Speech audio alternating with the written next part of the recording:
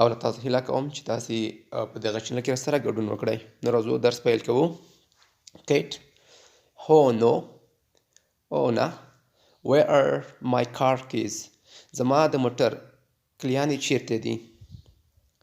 جو ورته وایي I don't know زه نه پوهېږم.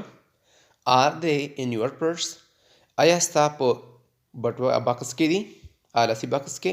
No they are not دا ورته وایي چې نه په بکس کې نشته.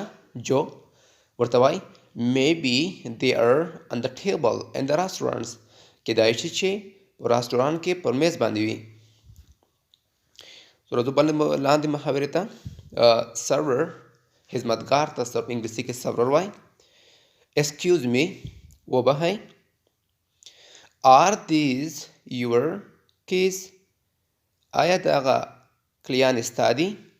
کیټ ورته وایي yes they are هو دوی زما دي. دا ورته وایي thank you مننه. سرور خدمتګار ورته وایي you're welcome یعنې تاسو ته هم ښه راغلاست یا د مننې وړ نه ده. and this is your wallet and is this your wallet آیا دغه بټوه د ستا ده؟ کیټ ورته وایي دلته ورڅخه خبره په شک کې ده. no it is not نه دا زما نه ده دا بټوه زما نه ده. where is your wallet جو ستا بټوه کوم ځای کې ده یا ستا بټوه چیرته ده؟ it is in my pocket یعنې زما بټوه زما په جوب کې ده. wait a minute یوه دقیقه صبر وکړه. wait a minute دلته د جوب ګوري او شکمن کېږي. wait a minute یوه دقیقه صبر وکړه.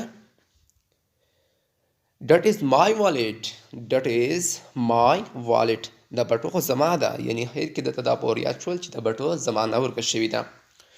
نو راځو دلته بعضې پوښتنې دي تاسې هم کولی شئ د دې پوښتنو څخه نورې جملې هم جوړې کړئ او خپله انګلیسي قوي او مضبوطه کړئ. فار ایگزامپل where are my car keys زما کلیانې چیرته دي؟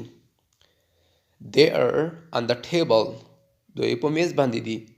you're right یعنې تاسو رښتیا وایاست یا تاسو رښتیا وایئ. my keys are on the table زما کلیانې په میز باندې دي.